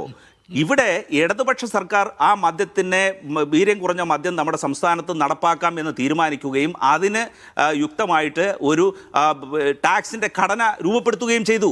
ഇപ്പോൾ തിരിച്ചിറങ്ങി വന്നിട്ട് ഭരണം മാറിക്കഴിഞ്ഞപ്പോൾ അവരെല്ലാം തെറ്റ് ചെയ്യുന്നേ എന്ന് വിളിച്ചു കൂവുന്നത് ശരിക്കും പറഞ്ഞാൽ എന്തൊരു യൂ ടേൺ എന്ന് ആലോചിച്ച് നോക്കൂ. എനിക്ക് തോന്നുന്നു 2022-ലെയോ 2023-ലെയോ മദ്യ നയത്തിൽ വളരെ വ്യക്തമായി വിശദമായി പറഞ്ഞിട്ടുണ്ട് ഈ വീര്യം കുറഞ്ഞ മദ്യം ഞങ്ങൾ നടപ്പാക്കും എന്ന്. എത്രയോ നടപടികളുടെ ഭാഗമായിട്ടാണ് അവർ വന്നത്. 29 ബാർ മാത്രം ഉണ്ടായിരുന്നത് 800-ലധികം ബാറുകൾ ഇവിടെ വർദ്ധിപ്പിച്ചതും ലൈസൻസ് കൊടുത്തതും LDF സർക്കാരിൻ്റെ കാലഘട്ടത്തിലല്ലേ? 10 വർഷം കൊണ്ട് സമ്പൂർണ്ണ മദ്യനിരോധനം നടപ്പാക്കുമെന്നായിരുന്നു കോൺഗ്രസിൻ്റെ നിലപാട്. ആ സമ്പൂർണ്ണ മദ്യനിരോധനം നടപ്പാക്കുമെന്നുള്ള ആ ഘട്ടത്തിൽ നിന്ന് പുതിയ സർക്കാർ അധികാരത്തിൽ വന്നപ്പോൾ 10 വർഷം കൊണ്ട് സമ്പൂർണ്ണമായിട്ടുള്ള മദ്യവ്യാപനം ഇവിടെ ഇടതുപക്ഷ സർക്കാർ നടത്തിയില്ലേ? അവരല്ലേ ഈ വീര്യം കുറഞ്ഞ മദ്യം നമ്മുടെ സംസ്ഥാനത്ത് കൊണ്ടുവന്നത്, അതിന് ഘടന നിശ്ചയിച്ചത്. ഇപ്പോൾ അതിനെക്കുറിച്ച് കുറ്റം പറയുമ്പോൾ അവർ പഴയ കാലത്തെക്കുറിച്ച് ആലോചിച്ച് നോക്കണ്ടേ? അന്നത്തെ ബാർ മുതലാളിമാരുടെ ശബ്ദ സന്ദേശങ്ങളൊക്കെ ലീക്ക് ചെയ്തൊക്കെ നമ്മൾ കണ്ടില്ലേ? ഇവിടെ ഡ്രൈ ഡേ എടുത്തു മാറ്റാനായിട്ടുള്ള നീക്കം നടത്തിയതും ബാറിൻ്റെ സമയം വർദ്ധിപ്പിച്ചതും നമ്മൾ കണ്ടില്ലേ? അപ്പോൾ ഇവിടെ മദ്യവർജനം എന്ന് പറയുന്നുണ്ടെങ്കിലും മദ്യവ്യാപനത്തിന് വേണ്ടി ഏറ്റവും കൂടുതൽ പരിശ്രമിച്ചത് ഇടതുപക്ഷ സർക്കാരിൻ്റെ കാലഘട്ടത്തിലല്ലേ? കോൺഗ്രസ് എനിക്ക് തോന്നുന്നു ഉദയഭാനു കമ്മീഷൻ്റെ റിപ്പോർട്ടിൻ്റെയൊക്കെ അടിസ്ഥാനത്തിൽ അതൊക്കെ നടപ്പാക്കുകയും ഇവിടെ മദ്യവർജനമാണ് കോൺഗ്രസിൻ്റെ നയമെന്ന് പ്രഖ്യാപിക്കുകയും ചെയ്തിട്ടുള്ളതാണ്. അപ്പോൾ ഒരു കാലത്തും കോൺഗ്രസിൻ്റെ നയം മദ്യം പ്രോത്സാഹിപ്പിക്കുക എന്നുള്ളതല്ല. ഈ മദ്യവർജനം എന്ന നയത്തിന് വിരുദ്ധമാണ് വീര്യം കുറഞ്ഞ മദ്യത്തിന് നികുതി കുറച്ച് ലഭ്യത കൂടുതലാക്കുക എന്നുള്ളത്. അത് കോൺഗ്രസ് നയത്തിനെതിരാണ്. അത് പറയാൻ പോലും ഒരു കോൺഗ്രസ്സുകാരനില്ല. സർക്കാർ ഒരു തുടർച്ചയാണ്. മുൻ സർക്കാർ അവർ മദ്യത്തിൻ്റെ നികുതി ഘടന നിശ്ചയിക്കുകയും വീര്യം കുറഞ്ഞ മദ്യത്തെ നമ്മുടെ സംസ്ഥാനത്തേക്ക് കടത്തിക്കൊണ്ടുവരുവാനായുള്ള നയപരമായ തീരുമാനങ്ങൾ സ്വീകരിക്കുകയും ചെയ്തിട്ടുണ്ട്. മദ്യനയത്തിൻ്റെ ഭാഗമായി അവർ പ്രഖ്യാപിച്ചിട്ടുണ്ട്. മദ്യനയത്തിൻ്റെ പഴയ ബുക്കെടുത്ത് നോക്കിയാൽ അറിയാൻ കഴിയും. അപ്പോൾ ഈ തുടർന്നു വരുന്ന സർക്കാർ ഈ മയക്കുമരുന്നെന്നും ഈ വളരെ ദോഷകരം നമ്മുടെ യുവതലമുറയെ നശിപ്പിക്കുന്ന മയക്കുമരുന്നിൻ്റെ ആ ഒരു പ്രഹരശേഷിയെ അതില്ലാതാക്കുന്നതിന് വേണ്ടി ഇല്ലാതാക്കാൻ നമ്മൾ അത്തരത്തിലുള്ള വൈവിധ്യമാർന്ന കാര്യങ്ങളെക്കുറിച്ച് ചിന്തിക്കണ്ടേ? നമ്മളിപ്പോൾ നാളെ നിങ്ങളാരും മയക്കുമരുന്ന് ഉപയോഗിക്കരുതെന്ന് പറഞ്ഞാൽ ചിലപ്പം ഇതിന് അഡിക്റ്റ് ആയിട്ടുള്ളവർ കേൾക്കില്ല. അപ്പോൾ അത് നമ്മുടെ സമൂഹത്തിനെ മുന്നിൽ നിർത്തിക്കൊണ്ട് നമ്മുടെ യുവാക്കളുടെ ഭാവിയെ കരുതിക്കൊണ്ട് യുക്തമായ തീരുമാനങ്ങളാണ് എടുക്കേണ്ടത്. ഇത് ഏതെങ്കിലും ഒരാളല്ല തീരുമാനം, ഇത് കൂട്ടായ ഒരു തീരുമാനം എടുക്കണം. ഇതിൻ്റെ ലഭ്യമായ ഡാറ്റകളുടെ അടിസ്ഥാനത്തിൽ ആശയവിനിമയങ്ങൾ നടത്തി വ്യത്യസ്ത അഭിപ്രായങ്ങൾ സ്വരൂപിച്ച് കൂട്ടായ ഒരു തീരുമാനം അവശേഷിക്കുന്നത്. ശ്രീ എ സജീവൻ, റജിക്ക് സാധിക്കുന്നുണ്ടോ കോൺഗ്രസിൻ്റെ ഈ നയങ്ങൾ ഈ സർക്കാരിനുമായി ചേർന്ന് പോകുന്നതാണ് അല്ലെങ്കിൽ നേരെ തിരിച്ചുമാണെന്ന് വിശദീകരിക്കാൻ? ഇല്ല, റെജിയോട് എനിക്ക് പറയാനുള്ളത്, ഇങ്ങനെ പറഞ്ഞ് സ്വന്തം നെഞ്ചിലേക്ക് കത്തി കുത്തരുത്. അത് വളരെ സങ്കടകരമാണ്. കാരണം നമ്മൾ കേട്ടിരിക്കുന്ന ഞാൻ സാധാരണ ആളുകൾ, ഇപ്പം ഇതൊക്കെ ഈ പരിപാടി കേട്ടുകൊണ്ടിരിക്കുന്ന ആളുകളുണ്ടല്ലോ, അവരെന്ത് വിചാരിക്കുന്നതിലൊക്കെ നിങ്ങൾ മനസ്സിലാക്കണം. കാരണം ഈ യുവാക്കളെയും രക്ഷിക്കാൻ വേണ്ടി, യുവാക്കളെ ഈ മയക്കുമരുന്നിൻ്റെ ഈ പിടിയിൽ നിന്ന് രക്ഷിക്കാൻ വേണ്ടിയിട്ട് ആണ് ഇത്തരം കാര്യങ്ങളൊക്കെ ചെയ്യുന്നു പറഞ്ഞാൽ ഒരുപക്ഷെ നാളെ നിങ്ങൾ കോളേജുകളിലും സ്കൂളുകളിലൊക്കെ വീര്യം കുറഞ്ഞ മദ്യം, കാരണം നിങ്ങൾ മറ്റേ സംഭവം കഴിക്കേണ്ട, MDMA പോലുള്ള കാര്യങ്ങൾ വേണ്ട, ഇത് വേണം എന്ന് പറയുമോ? ഇത് അതൊരു പരിഹാരമാണോ? ഈ MDMA പോലുള്ള അല്ലെങ്കിൽ ഈ രാസലഹരി ഇത് ഉപയോഗിക്കുന്ന ആളുകളിൽ നിന്ന് അത് ഇല്ലാതാക്കാൻ വേണ്ടിയിട്ട് നമ്മൾ വീര്യം കുറഞ്ഞത് പരിശീലിപ്പിക്കുക എന്ന് പറഞ്ഞാൽ എന്തായിരിക്കും അവസ്ഥ? അങ്ങനെ പറയരുത്. അതൊക്കെ ഇത് മനസ്സിലൊക്കെ ഉണ്ടെങ്കിൽ പോലും പറയുക പോലും ചെയ്യരുത്. കാരണം വീര്യം കുറഞ്ഞ് കൊടുത്തു കഴിഞ്ഞാൽ അവിടെ കുറയുമെന്ന് പറഞ്ഞാൽ ഇവിടെ കുറഞ്ഞിട്ടില്ല. ഇപ്പോഴും വീര്യം കുറഞ്ഞ മദ്യം കിട്ടുന്ന, അപ്പോൾ താങ്കൾ ഉപയോഗിച്ച ബിയർ പോലുള്ള സംഗതികളൊക്കെ ഇപ്പോഴും ഇവിടെ ഉള്ളതാണ്. കുറച്ച് പൈസ കൂടുതൽ കൊടുക്കണമെന്നേ ഉള്ളൂ. അതിന് പൈസ കുറച്ച് കഴിഞ്ഞാൽ ആളുകൾ വാങ്ങുന്നതിനേക്കാൾ, ഇപ്പോൾ നിങ്ങൾ ഇവിടുത്തെ കണക്ക് മദ്യ ഉപയോഗവുമായി ബന്ധപ്പെട്ട കണക്ക് നോക്കുന്നുണ്ടു, ബിയറൊന്നുമല്ല കൂടുതലിവിടെ ചിലവാകുന്നത്. ആളുകൾ വീര്യം കുറഞ്ഞ മദ്യം വാങ്ങുകയല്ല ചെയ്യുന്നത്. ഏറ്റവും കൂടുതൽ വാങ്ങുന്നത് വീര്യം കൂടിയ മദ്യമാണ്. അതുപോലും പോരാഞ്ഞിട്ടാണ് ഈ MDMA പോലുള്ള ലഹരിയിലൊക്കെ ആളുകൾ പോകുന്നത്. അപ്പോൾ അത് തടയാൻ ഇതാണ് പോംവഴി എന്ന് ഒരിക്കൽ പോലും ചിന്തിക്കരുത്. VM സുധീരനെ പോലുള്ള ആളുകളൊക്കെ ഇത് കേൾക്കുമ്പോൾ എന്ത് ചിന്തിക്കുന്നെങ്കിൽ നിങ്ങൾ വേറെ പോട്ടെ, LDFനൊക്കെ മറക്കാം. LDFുകാർ വീര്യം കുറഞ്ഞ മദ്യം കൊടുത്തു, അല്ലെങ്കിൽ കൂടുതൽ ബാറുകൾ തുറന്നു. നേരത്തെ ബാർ അടച്ചുപൂട്ടാനായിരുന്നില്ല ഉമ്മൻചാണ്ടിയുടെ സർക്കാർ തീരുമാനിച്ചത്. പിന്നീട് തുറക്കുന്നതിനെക്കുറിച്ച് വന്നപ്പോഴാണല്ലോ സുധീരൻ നടപടിയിലേക്ക് അദ്ദേഹം രംഗത്തേക്ക് വന്ന് വളരെ ശക്തമായിട്ട് പ്രതികരിച്ച്. അന്ന് അടച്ചു പൂട്ടിക്കൊണ്ടിരുന്നത് ഞാൻ ചോദിക്കട്ടെ, നിങ്ങൾ LDFുകാർ മുഴുവൻ സ്ഥലത്തും ബാർ തുറന്നു, അല്ലെങ്കിൽ മദ്യശാലകൾ തുറന്നു, അതിന് അവർ വീര്യം കുറഞ്ഞ മദ്യം കൊടുക്കാൻ തുടങ്ങി. അതിന് പരിഹാരമായിട്ട് ഞങ്ങൾ കുറച്ച് പൈസ കുറച്ച് കൊടുക്കുന്നു, വീര്യം കൂടിയ ആളുകൾ വാങ്ങും. അത് വെറുതെ ഒന്ന് ആലോചിച്ച് നോക്കും. ഇവിടുത്തെ വിൽപ്പനയിൽ വീര്യം കുറഞ്ഞ മദ്യമെന്ന് പറയുന്നത് വളരെ കുറച്ചാണ് പോകുന്നത്. അതിനേക്കാൾ എത്രയോ ആണ് വീര്യം കൂടിയ മദ്യം പോകുന്നത്. അതിൻ്റെ കണക്കുകളിലൂടെ ഉണ്ടായിരിക്കെ നമ്മൾ ഈ വളരെ കൂടിയ ഇപ്പം രാസലഹരി പോലുള്ള സാധനങ്ങൾ ഒഴിവാക്കാൻ വേണ്ടിയിട്ട് ഇത്തരത്തിൽ യുവാക്കളെ രക്ഷിക്കാൻ, അതാണല്ലോ പറഞ്ഞത്, ഇത് റിജയൻ ഉപയോഗിച്ചൊരു വാക്ക്, അത് ആണെന്ന് പറയുമ്പോൾ കേൾക്കുന്ന ആളുകൾക്ക് എന്ത് തോന്നും എന്നുള്ള കാര്യം നമ്മൾ മനസ്സിലാക്കണം. ഇതാണ് പറഞ്ഞത്. ഇപ്പോൾ പോലും താങ്കൾ പറഞ്ഞല്ലേ കൂട്ടായിട്ട് ആലോചിച്ചെടുക്കേണ്ട തീരുമാനമാണെന്ന് പറഞ്ഞല്ലേ. ഈ എക്സൈസ് വകുപ്പ് മന്ത്രി ലിജു എന്നാണ് പറഞ്ഞത്, ഞങ്ങൾ ഇങ്ങനെ ഒരു നയമൊന്നും ഉണ്ടാക്കിയിട്ടില്ല, ഉണ്ടാക്കാൻ പോകുന്നേ ഉള്ളൂ, മദ്യനയം ഉണ്ടാക്കാൻ പോകുന്നേ ഉള്ളൂ. അതിന് മുമ്പേ എങ്ങനെ അതിന് പറഞ്ഞ് ധനകാര്യം ഉപയോഗിച്ചൊരു വാക്കുണ്ട്. ധനകാര്യവുമായി ബന്ധപ്പെട്ട കാര്യങ്ങളാണ് മുഖ്യമന്ത്രി ബജറ്റിൽ പറഞ്ഞത്. എന്ത് ധനകാര്യം? പൈസ ഉണ്ടാക്കാനുള്ള പരിപാടികളൊക്കെയാണോ? അപ്പോൾ ഇത് കൂട്ടായ തീരുമാനം ഉണ്ടാവുന്നില്ല എന്നതിന് നേരത്തെ തുടക്കം മുതലേ തന്നെ ഇവിടെ അജിംസ് താങ്കളോട് ചോദിച്ച ചോദ്യം ഇത് കൂട്ടായ തീരുമാനം ഉണ്ടോ എന്നുള്ളതാണ്. കൂട്ടായ തീരുമാനമില്ല. ഇതാണോ സർക്കാരിൻ്റെ നയം? അതായത് ഈ MDMA പോലുള്ള ലഹരികൾ ഇല്ലാതാക്കാൻ, അല്ലെങ്കിൽ വീര്യം കൂടിയ ഈ ബ്രാൻഡിയും വിസ്കിയും ഒക്കെ കഴിക്കുന്നത് തടയാൻ വേണ്ടിയിട്ട് നമ്മളിതാ വീര്യം കുറഞ്ഞ മദ്യം കൊടുക്കുന്നു. ഇവിടെ നേരത്തെ നീരാന്നൊക്കെ പറഞ്ഞിട്ടൊരു സാധനം ഇറക്കിയിരുന്നല്ലോ, അത് പൊട്ടി തകർന്നതിന് കാരണം എന്താ? ആളുകൾ ലഹരി ഉപയോഗിക്കുന്നവരൊന്നും ഉപയോഗിക്കാൻ പോകുന്നില്ല. അവർക്ക് ലഹരി കൂടിയതാണ് വേണ്ടത്. പാമ്പിനെ കൊണ്ട് പോലും കൊത്തിക്കുന്ന പരിപാടിയിലേക്ക് പോകുന്ന നാടാണിത്. അപ്പോൾ അങ്ങനെയുള്ളിടത്ത് നമ്മൾ അതൊക്കെ എന്തോ ആവട്ടെ, ഈ കാര്യങ്ങൾ ഇങ്ങനെ പറയരുത്. താങ്കളെപ്പോലുള്ള കോൺഗ്രസ് നേതാക്കന്മാർ വന്നിട്ട് പറയുമ്പോൾ ജനം വിചാരിക്കുക ജനത്തിൻ്റെ മനസ്സിലേക്ക് വരില്ലേ ഈ എന്തുകൊണ്ടാണ് LDF പരാജയപ്പെട്ടതെന്നുള്ള തെളിവ് ആയിട്ട് മാറി. നാളെ LDFന് ഇപ്പോൾ വളരെ ഈ ഷാനിബിനൊക്കെ വളരെ സന്തോഷമായിരിക്കും. ഇങ്ങനെ പോയാൽ അധികാലം വേണ്ടി വരില്ല എന്ന് തോന്നുന്നൊരവസ്ഥയിലേക്ക് പോകരുത്. ശരി, ശ്രീ ഷാനിബ്, ഇത് നോക്കുക, വിവാദമായ എല്ലാ തീരുമാനങ്ങളിലും, അത് PM ശ്രീ ആകട്ടെ, ഇപ്പോൾ നേർപ്പിച്ച വീര്യം കുറഞ്ഞ മദ്യത്തിൻ്റെ കാര്യത്തിലാകട്ടെ, ഖനന വിഷയത്തിലാകട്ടെ, ഇതിലൊന്നും ഒരു വ്യക്തതയില്ല. പാർട്ടിക്ക് രാഷ്ട്രീയം പറയാൻ കഴിയുന്നില്ല. മുമ്പ് നിങ്ങളെ വിമർശിച്ചിരുന്നവർ അതേ കാര്യങ്ങൾ നടപ്പാക്കുമ്പോൾ അത് പ്രതിരോധിക്കാൻ പാർട്ടി പ്രവർത്തകർക്ക് കഴിയുന്നില്ല. ഇതെന്തുകൊണ്ട് സംഭവിക്കുന്നതാണ്?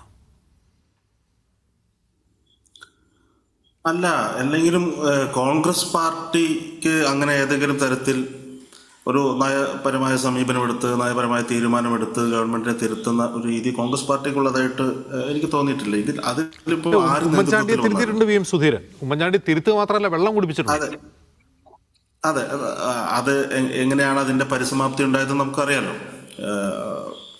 പാർട്ടി തിരുത്താൻ നോക്കിയപ്പോൾ ഉമ്മൻചാണ്ടി എങ്ങനെയാണ് അതിനെ പ്രതിരോധിച്ചതെന്നൊക്കെ നമ്മുടെ മുമ്പിലുണ്ടല്ലോ.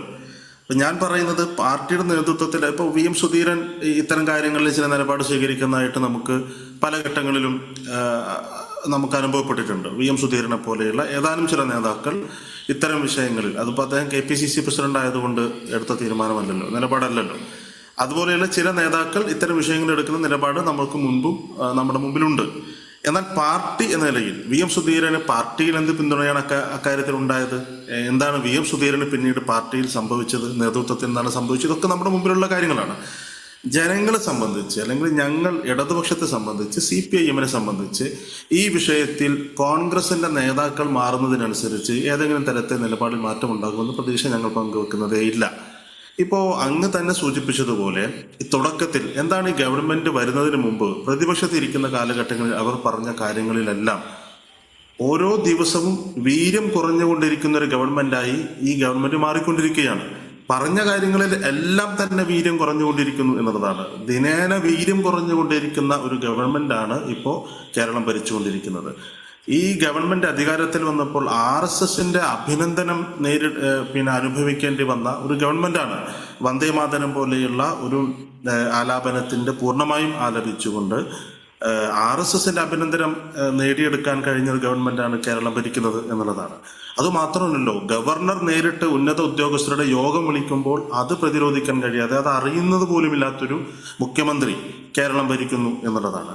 PM ശ്രീയിൽ അവർ പറഞ്ഞ നിലപാടിന് ഘടകവിരുദ്ധമായി ഇപ്പോൾ അറബിക്കടലിൽ PM ശ്രീ കരാർ അറബിക്കടലിൽ എറിയും എന്ന് പറഞ്ഞ ആളുകൾ ഇപ്പോൾ അറബിക്കടൽ ഉണ്ട് എന്നതുപോലും അറിയാത്ത നിലയിൽ അവർ അതിനെ ന്യായീകരിച്ചുകൊണ്ടിരിക്കുകയാണ്.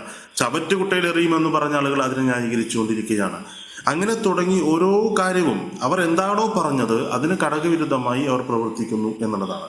കോൺഗ്രസ് പാർട്ടിയിൽ ഇപ്പോൾ കഴിഞ്ഞ കാലങ്ങളിലൊക്കെ കോൺഗ്രസ് പാർട്ടിയിൽ ഈ പറയുന്നത് പോലെ പാർലമെന്ററി പാർട്ടി ലീഡർ തീരുമാനിക്കുന്നത് പാർലമെന്ററി മെമ്പർമാരുടെ അല്ലെങ്കിൽ നിയമസഭ MLA-മാരുടെ ഭൂരിപക്ഷം നോക്കിയിട്ടാണ്.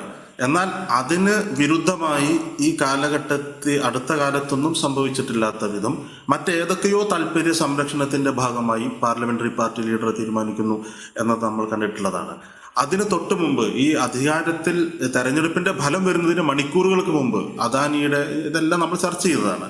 അപ്പൊ ഇങ്ങനെയെല്ലാം ദുരൂഹമായ നിരവധിയായ കാര്യങ്ങൾ നമ്മുടെ മുമ്പിൽ നിൽക്കുമ്പോഴും പാർട്ടി ഏതെങ്കിലും തരത്തിൽ ഇടപെടുമെന്നൊരു കോൺഗ്രസ് പാർട്ടി ഇത്തരം കാര്യങ്ങളിൽ ഇടപെടുന്നൊരു സമീപനമുള്ളതായിട്ട് നമുക്ക് ബോധ്യപ്പെട്ടിട്ടില്ല. മറ്റൊരു കാര്യം, ജനങ്ങളെ സംബന്ധിച്ച്, ഇടതുപക്ഷത്തെ സംബന്ധിച്ച് ഞങ്ങൾക്ക് കൃത്യമായി ചോദിക്കാനുള്ള കാര്യം, ഈ രാഷ്ട്രീയ കാര്യങ്ങളൊക്കെ നിൽക്കുമ്പോൾ, സംഘപരിവാറിന് കീഴടങ്ങിക്കൊണ്ടൊരു ഗവൺമെന്റ് മുന്നോട്ട് പോകുമ്പോൾ, സ്വകാര്യവൽക്കരണത്തിന്റെ പരവതാനി വിരിക്കുന്ന ഒരു ഗവൺമെന്റ് മുന്നിൽ നിൽക്കുമ്പോൾ ഞങ്ങളുടെ ലക്ഷ്യം അതാണ് എന്ന് ഒരു സ്വകാര്യവൽക്കരണത്തിനെതിരെ, നരേന്ദ്രമോദിക്കെതിരെ, കേന്ദ്ര സർക്കാരിനെതിരെ നിരന്തരം സമരം നടത്തിക്കൊണ്ടിരിക്കുന്ന അത് പിന്നീട് വിശദീകരിച്ചല്ലോ ഷാനിബ്. സ്വകാര്യവൽക്കരണമല്ല സ്വകാര്യ നിക്ഷേപം ആകർഷിക്കുന്നത്. സ്വകാര്യ നിക്ഷേപം ആകർഷിക്കുക എന്നുള്ളത് CPM-ന്റെ കൂടി നയമായിരുന്നു.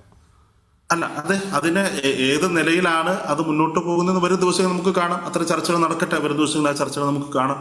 അപ്പോൾ ഏത് നയത്തിന്റെ അടിസ്ഥാനത്തിലാണ് തീരുമാനമെടുക്കുന്നതെന്നുള്ള. പക്ഷെ ഞങ്ങളെ സംബന്ധിച്ച് ഞാൻ ഇപ്പോൾ ഞാൻ CPM-ന്റെ ഭാഗമായിട്ടാണല്ലോ നിലനിൽക്കുന്നത്. പക്ഷേ കേരളത്തിലെ ജനങ്ങൾക്ക് അറിയേണ്ട വേറെ പ്രധാനപ്പെട്ട ചില കാര്യങ്ങളുണ്ട്. ഇപ്പോൾ വയനാട് ദുരന്തവുമായി ബന്ധപ്പെട്ട് KPCC ആപ്പ് ഉണ്ടാക്കി പിരിച്ച കോടികളുണ്ട്. ആ കോടികളുടെ കണക്ക് ഇനി ആരോടാണ് നമുക്ക് ചോദിക്കാൻ കഴിയുക? KPCC-യുടെ പുനഃസംഘടന ഒരു തവണ K. സുധാകരൻ ഉള്ളപ്പോഴാണ് ഈ ഫണ്ട് പിരിവുണ്ടായത്. അത് കഴിഞ്ഞ് സണ്ണി ജോസഫ് KPCC പ്രസിഡന്റായി. ഇപ്പോഴും എത്ര രൂപ പിരിച്ചു എന്നതിന് KPCC പിരിച്ച പണത്തിന്റെ കണക്ക് ഇപ്പോഴും അവർക്ക് ജനങ്ങളോട് പറയാൻ കഴിഞ്ഞിട്ടില്ല എന്നുള്ളതാണ്.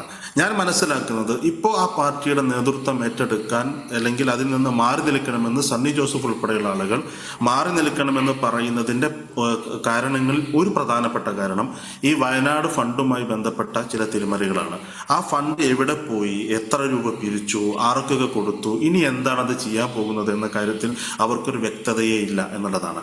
അങ്ങനെ നിരവധി കാര്യങ്ങൾ, കണക്കുകൾ മുന്നോട്ട് വെക്കാൻ കഴിയാതെയാണ് K. സുധാകരൻ KPCC പ്രസിഡന്റ് സ്ഥാനത്ത് നിന്ന് മാറുകയും പിന്നീട് ഒരു തീരുമാനത്തിന്റെ ഭാഗമായിട്ട് സണ്ണി ജോസഫ് വരികയും ഒക്കെ ഉണ്ടായത്. ഇവിടെ സംസാരിക്കുമ്പോൾ നേരത്തെ സംസാരിച്ച ആരോ ഒരാൾ പറയുന്നത് കേട്ടു, രാഷ്ട്രീയകാര്യ സമിതിയിലുള്ള പല ആളുകളും, രാഷ്ട്രീയകാര്യ സമിതിയിലുള്ള ആളുകൾ മുഴുവൻ ഇപ്പോൾ പാർലമെന്ററി രംഗത്തേക്ക് പോയിരുന്നു. ഇവർക്ക് പാർലമെന്ററി രംഗത്ത് നിൽക്കുമ്പോൾ തന്നെയാണ് രാഷ്ട്രീയകാര്യ സമിതിയിലേക്ക് എത്തിയിട്ടുള്ളത്. അല്ലാതെ അവർ രാഷ്ട്രീയകാര്യ സമിതിയിൽ പ്രവർത്തിച്ചുകൊണ്ടിരിക്കുമ്പോൾ പാർലമെന്ററി രംഗത്തേക്ക് പോയതല്ല. അപ്പോൾ കോൺഗ്രസ് പാർട്ടിയിൽ അവർക്ക് താല്പര്യമുള്ള ആളുകൾ അവർ പാർലമെന്റ് മെമ്പറാകും, അവർ MLA ആകും, അത് കഴിയുമ്പോൾ അടുത്ത സ്ഥാനത്തേക്ക് വരും. അങ്ങനെ ഏതാനും ചില ആളുകൾ നേതൃത്വം കൊടുക്കുന്ന ഒരു കോക്കസ് നേതൃത്വം കൊടുക്കുന്ന സംവിധാനമായി കോൺഗ്രസ് മാറുന്നു എന്നുള്ളത് ഞങ്ങളൊക്കെ കഴിഞ്ഞ കാലങ്ങളിൽ പറഞ്ഞിട്ടുള്ളതാണ്. അത് കൂടുതൽ വെളിവാക്കപ്പെടുന്നു എന്നുള്ളതാണ്. ഒരു കോൺഗ്രസ് രാഷ്ട്രീയം മുന്നോട്ട് വെച്ചുകൊണ്ട് കോൺഗ്രസിന്റെ നിയന്ത്രണത്തിലുള്ള ഒരു ഗവൺമെന്റ് ഈ നാട്ടിൽ ഉണ്ടാകുമെന്നും അതിന് കോൺഗ്രസിന് പുനഃസംഘടന നടക്കണമെന്നും കോൺഗ്രസിന് നല്ല നേതാക്കൾ വരണമെന്നും പ്രതീക്ഷിക്കുന്ന ഒരു ജനതയൊന്നും കേരളത്തിലില്ല. കേരളത്തെ സംബന്ധിച്ച് ഈ ജനങ്ങളോട് പറഞ്ഞ വാക്കുകൾ ദിനേന മാറ്റി പറഞ്ഞുകൊണ്ടിരിക്കുന്ന, ജനങ്ങളെ വഞ്ചിച്ചുകൊണ്ടിരിക്കുന്ന, ഇപ്പൊ തന്നെ ഇന്നോ ഇന്നലെയോ വന്നൊരു വാർത്ത, ഇപ്പോ ഈ വാഹനങ്ങളുടെ മോഡിഫിക്കേഷനുമായി ബന്ധപ്പെട്ട് അതെല്ലാം നമ്മൾ നടപ്പിലാക്കും എന്ന് പറഞ്ഞ ഒരു ഗവൺമെന്റ് ആണല്ലോ, മുഖ്യമന്ത്രിയാണല്ലോ കേരളം ഭരിക്കുന്നത്. ഇന്ന് ഒരു ചെറുപ്പക്കാരൻ അദ്ദേഹത്തിന്റെ മറ്റേതെങ്കിലും ഒരു അപകടകരമായ വിധമല്ലാത്ത തരത്തിൽ ഒരു മോഡിഫിക്കേഷൻ നടത്തിയതിന്റെ പേരിൽ 5000 രൂപ ഫൈൻ അടച്ചിട്ടുള്ള ഒരു വാർത്ത പുറത്തു വരികയാണ്. അപ്പൊ ചെറിയ കാര്യങ്ങൾ മുതൽ വലിയ കാര്യങ്ങൾ, മാധ്യമപ്രവർത്തകർക്ക് നിയന്ത്രണം ഏർപ്പെടുത്തില്ല എന്ന് പറഞ്ഞ അതേ മുഖ്യമന്ത്രി മാധ്യമങ്ങൾ ഒരു വിഷയത്തിൽ അദ്ദേഹത്തോട് ചോദ്യം ചോദിക്കാൻ എല്ലാ ദിവസവും അദ്ദേഹത്തെ കണ്ടപ്പോൾ പരിഹസിച്ചുകൊണ്ട് അതിന് മറുപടി പറയാതെ, പഠിച്ചിട്ട് പറയാം എന്നൊരു കാര്യം പോലും പറയാതെ മാധ്യമങ്ങളെ പരിഹസിച്ചതും ഒക്കെ നമ്മൾ കണ്ടുകൊണ്ടിരിക്കുക. ശ്രീ ബി റജി, ഇത് ഒരു ഘടനാപരമായ പ്രശ്നം മാത്രമല്ല, ആശയപരമായ പ്രശ്നം കൂടിയാണ്. ആശയപരം എന്ന് പറഞ്ഞാൽ എന്താണ് ഇക്കാര്യത്തിൽ കോൺഗ്രസിൻ്റെ നയം? PM ശ്രീയിൽ കോൺഗ്രസിന് ദേശീയമായൊരു നയമുണ്ടോ? അങ്ങനെ ദേശീയമായ നയമുണ്ടായിട്ടാണോ പ്രിയങ്ക ഗാന്ധി അക്കാര്യത്തിൽ പിണറായി വിജയൻ സർക്കാരിനെ വിമർശിച്ചത്? ദേശീയമായ നയമില്ല. കോൺഗ്രസ് ഭരിക്കുന്ന മറ്റ് സംസ്ഥാനങ്ങളിൽ മറ്റൊരു നയമാണുള്ളത്. പ്രതിപക്ഷത്തിരിക്കുമ്പോൾ കേരളത്തിൽ കോൺഗ്രസിൻ്റെ നയമാണ്, അധികാരത്തിലെത്തുമ്പോൾ മറ്റൊരു നയമാണ്. ഈ ജനങ്ങളോട് വിശദീകരിക്കാൻ പറ്റാത്ത മികച്ച കമ്മ്യൂണിക്കേറ്റർ എന്ന് പറയുന്ന മുഖ്യമന്ത്രിക്ക് പോലും ഇത് രാഷ്ട്രീയമായി ജനങ്ങളോട് വിശദീകരിക്കാൻ പറ്റുന്നില്ല. PM ശ്രീ ഒരു ഉദാഹരണം പറഞ്ഞു എന്നേ ഉള്ളൂ. നോക്കൂ ശ്രീ അജിംസ്, അതിന് മറുപടി പറയുന്നതിന് മുമ്പ് ബഹുമാനായ സജീവൻ സാർ നേരത്തെ സൂചിപ്പിച്ച ഒരു കാര്യത്തിൽ ഒരു ക്ലാരിഫിക്കേഷൻ.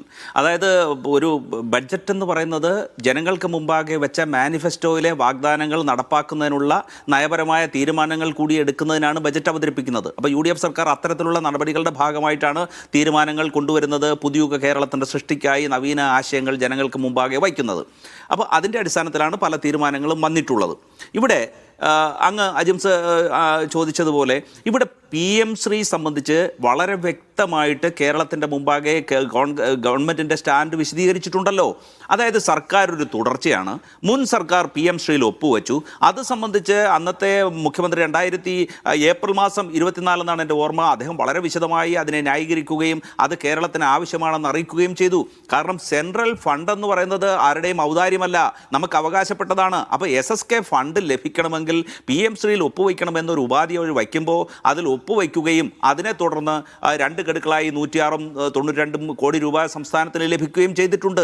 അപ്പോൾ ഈ ഒരു പശ്ചാത്തലത്തിൽ അത് തുടരുക എന്നുള്ളത് മാത്രമാണ് പോംവഴി. പക്ഷേ അതിനോടൊപ്പം തന്നെ പറഞ്ഞിട്ടുള്ളത് എന്താണ്? അതിൻ്റെ കരിക്കുലം കാര്യത്തിൽ സർക്കാരിൻ്റെ അധികാരത്തെ വിട്ടു നൽകില്ല.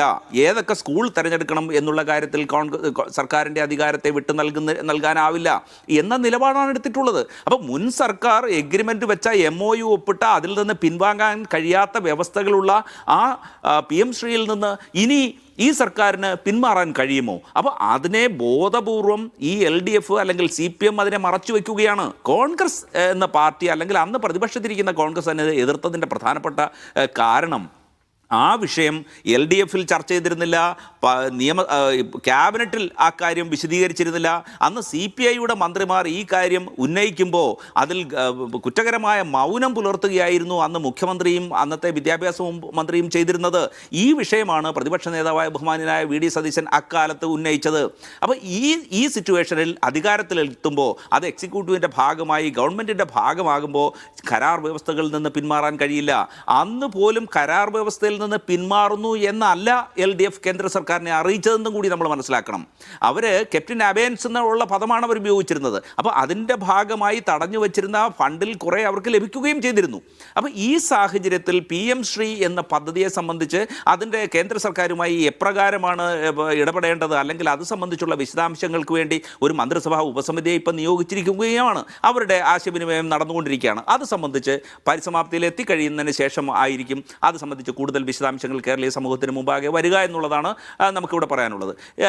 ശ്രീ ഷാനിബ് അദ്ദേഹം കോൺഗ്രസ് പാർട്ടിയെ സംബന്ധിച്ച് ചില ആക്ഷേപങ്ങൾ ഉന്നയിക്കുകയുണ്ടായി. അദ്ദേഹം തിരിഞ്ഞു നോക്കുമ്പോൾ അദ്ദേഹത്തിന് മനസ്സിലാവും അന്ന് പയ്യന്നൂരിലെ എന്തുകൊണ്ടാണ് മധുസൂദനുമായിട്ട് ബന്ധപ്പെട്ട സാമ്പത്തിക ഇടപാടുകളെ സംബന്ധിച്ച് CPM-ന്റെ കറകളഞ്ഞ നേതാക്കന്മാരൊക്കെ അന്ന് ആവശ്യങ്ങൾ ഉന്നയിക്കുകയും കണക്കുകൾ സംബന്ധിച്ച് ലഭ്യമാക്കാൻ ആവശ്യപ്പെടുകയും ഒക്കെ ചെയ്തപ്പോഴും അത് സംബന്ധിച്ച് വിശദാംശങ്ങളൊന്നും നൽകിയിട്ടില്ല.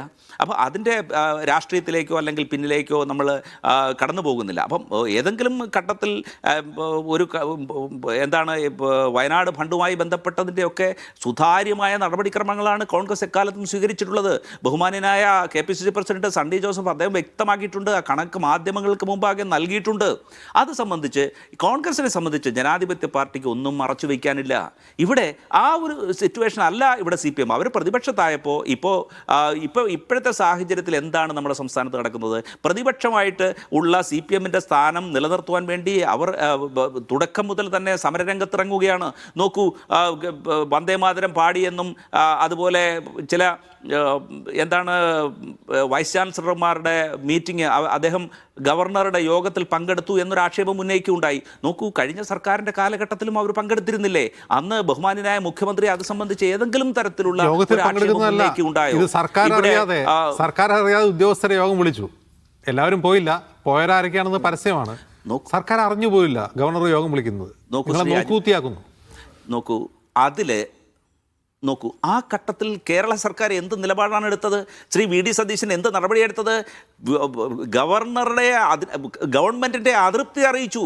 ഇത് പോളിസി ഇത് ഡേ ടു ഡേ അഡ്മിനിസ്ട്രേഷൻ്റെ ഭാഗമായിട്ട് വരുന്ന കാര്യങ്ങളാണ്. പ്രോട്ടോകോൾ കൃത്യമായിട്ട് പാലിക്കണം ഗവർണർക്ക് നോക്കുക, നിങ്ങൾ ഉന്നത വിദ്യാഭ്യാസ വകുപ്പ് സെക്രട്ടറി ആക്കിയ ആൾക്കൊരു പ്രത്യേകതയുണ്ട്. കഴിഞ്ഞ സർക്കാർ സസ്പെൻഡ് ചെയ്ത ഒരു IAS ഉദ്യോഗസ്ഥനാണ്. സസ്പെൻഷനിലിരിക്കെ അദ്ദേഹം ഒരു യൂട്യൂബറുടെ മുമ്പിൽ വന്നിരുന്ന് ആ കാലത്ത് അപ്പോഴത്തെ മുഖ്യമന്ത്രി, അതായത് പിണറായി വിജയൻ എന്ന കാവൽ മുഖ്യമന്ത്രിയാണ്, ആ മുഖ്യമന്ത്രിയെ the most incompetent chief minister എന്ന് വിശേഷിപ്പിച്ച ആളാണ്. അപ്പോൾ കഴിഞ്ഞ സർക്കാർ സസ്പെൻഡ് ചെയ്ത എല്ലാവരെയും ഞങ്ങൾ തിരിച്ചെടുക്കും എന്നാണ് VD സതീശൻ പറഞ്ഞത്. തിരിച്ചെടുക്കുക മാത്രമല്ല, വളരെ പ്രധാനപ്പെട്ട വകുപ്പിൻ്റെ സെക്രട്ടറിയാക്കി. അയാളാണ് ആദ്യം പോയത് ഗവർണർ വിളിച്ചപ്പോൾ. നോക്കൂ, ഈ ആൾ ഇന്ത്യ സർവീസ് ഉദ്യോഗസ്ഥരുടെ നിയമനം ഒക്കെയായി ബന്ധപ്പെട്ട നിയമങ്ങളും ചട്ടങ്ങളും ഒക്കെ നമ്മുടെ സംസ്ഥാനത്ത് നിലനിൽക്കുന്നുണ്ട്. അപ്പോൾ അത് നിയമപരമായിട്ടുള്ള നടപടിക്രമങ്ങൾ ആ രീതിയിൽ നിൽക്കും. ഏതെങ്കിലും തരത്തിൽ ഒരു മുഖ്യമന്ത്രിയെ വിമർശിച്ചു എന്നുള്ളതിൻ്റെ അടിസ്ഥാനത്തിൽ വ്യക്തിപരമായ വൈരാഗ്യം കാട്ടിക്കൊണ്ട് നിലപാടുകൾ സ്വീകരിക്കുകയല്ല വേണ്ടത്. അതിൻ്റെ നിയമവശങ്ങൾ പരിശോധിച്ച് VD സതീശനെ ഇപ്പോൾ ഉള്ള IASകാർക്ക് വിമർശിക്കാമോ പരസ്യമായി? ഇയാളെ കഴിവെട്ടവനാണെന്നൊക്കെ പറയാമോ സർവീസിലിരുന്നുകൊണ്ട്? നോക്കൂ, അത് സർക്കാരിനെ വിമർശിക്കാൻ പാടില്ല എന്നുള്ളതാണ് തത്വം. അത് കേരള സർക്കാരിൽ ഉള്ള ആണെങ്കിലും അത് തന്നെയാണ് തത്വം. പക്ഷേ അദ്ദേഹം അഡ്മിനിസ്ട്രേറ്റീവ് ട്രൈബ്യൂണലിൽ പോവുകയും അത് സംബന്ധിച്ച് നിയമപരമായിട്ടുള്ള നടപടിക്രമങ്ങൾ നടത്തുകയും ചെയ്യുകയുണ്ടായി. പിന്നെ അനിശ്ചിതമായി ഒരു ഉദ്യോഗസ്ഥനെ സസ്പെൻഷനിൽ നിർത്താൻ കഴിയില്ല സർക്കാരിന്. അത് ഏതെങ്കിലും ഒരു ഘട്ടത്തിൽ അതിൽ നിയമപരമായിട്ടുള്ള നടപടിക്രമങ്ങൾ പാലിച്ചേ മതിയാകൂ. കാരണം തിരഞ്ഞെടുക്കപ്പെട്ട സർക്കാരിന് ഭരണഘടനാപരമായ ബാധ്യതകളുണ്ട്, ഉത്തരവാദിത്തങ്ങളുണ്ട്, അത് നിർവഹിക്കേണ്ടത് തന്നെയുണ്ട്. ശരി, ശ്രീ A. സജീവൻ, B. അശോകിൻ്റെയും മറ്റേ പ്രശാന്ത് കളക്ടർ പ്രശാന്തിൻ്റെയും കാര്യത്തിൽ പ്രശാന്തിൻ്റെയും കാര്യത്തിൽ ഈ സർക്കാരിന് ഒരു അമിതമായ താല്പര്യമുള്ളതായി തോന്നിയിട്ടുണ്ടോ? അവർ ശരിക്കും തലവേദനയാകുമോ സർക്കാരിന്? സർക്കാരിന് തലവേദനയാവും എന്നുള്ള കാര്യത്തിലൊരു സംശയമില്ല. കാരണം ഇപ്പോൾ റെജി പറഞ്ഞല്ലോ, ന്യായീകരിച്ചല്ലോ, സർക്കാർ IAS ഉദ്യോഗസ്ഥന്മാരെ അവരെക്കാലത്തും പുറത്ത് നിർത്തേണ്ട കാര്യമൊന്നുമില്ല. അവർ തീർച്ചയായിട്ടും അവരെ തിരിച്ചെടുക്കേണ്ട സമയത്ത് തിരിച്ചെടുക്കണം. പക്ഷെ ഒരു കാര്യമുള്ളത്, ഇപ്പം അജിംസ് നേരത്തെ ചോദിച്ചു, മുഖ്യമന്ത്രി പിണറായി മുഖ്യമന്ത്രി ആയിരിക്കെയാണല്ലോ അദ്ദേഹത്തെ ഇത്രയും മോശമായിട്ട് പറഞ്ഞത്. മാത്രമല്ല, വേറൊരു മുഖ്യമന്ത്രി ആയിരുന്നയാളെ അദ്ദേഹം പ്രകീർത്തിച്ച് റെജി കേട്ടിട്ടുണ്ടോ? ഗുജറാത്ത് മുഖ്യമന്ത്രി ആയിരുന്ന കാലത്ത് നരേന്ദ്രമോദി എത്രമാത്രം ഗംഭീരനായിരുന്നു. കേന്ദ്രമന്ത്രിമാർക്ക് പോലും അദ്ദേഹം അശോക് അന്ന് കേന്ദ്ര സഹമന്ത്രിയുടെ പേഴ്സണൽ സ്റ്റാഫിൻ്റെ ആളാണ്. അദ്ദേഹം സെക്രട്ടറി ആയിരുന്ന ആളാണ്. കേന്ദ്രമന്ത്രിമാർക്ക് പോലും ഈ നരേന്ദ്രമോദി വരുമ്പോൾ പേടിയായിരുന്നു. കാരണം അത്രയും ഗംഭീരനാണ്, പഠിച്ചിട്ടേ വരൂ എന്നൊക്കെ പറഞ്ഞു. ഞാനതിങ്ങനെ വളരെ അദ്ദേഹം കോൾമയർ കൊള്ളിക്കുന്ന രൂപത്തിൽ പറയുമ്പോൾ ഞാൻ അത്ഭുതത്തോട് കൂടി കേട്ടതാണ്. രജിത് കേട്ടോ? മറ്റെന്ത് പറഞ്ഞാലും പഠിച്ചിട്ടേ വരൂ എന്നുള്ളത് അശോകിന് മാത്രം പറയാൻ കഴിയുന്ന ഒന്നായിരിക്കും. അതെ. അപ്പം അങ്ങനെ പറഞ്ഞ ഒരാൾ, അതായത് ബാക്കി പോട്ടെ, പിണറായിയെ ചീത്ത പറഞ്ഞത് നിങ്ങൾ സമ്മതിച്ചു. കാരണം അതുകൊണ്ട് ഞങ്ങൾ വേണമെങ്കിൽ ഉന്നതമായിട്ടുള്ള പദവിയിൽ വയ്ക്കാം, അല്ലെങ്കിൽ ഏറ്റവും പ്രധാനപ്പെട്ട പദവിയിൽ വയ്ക്കാം.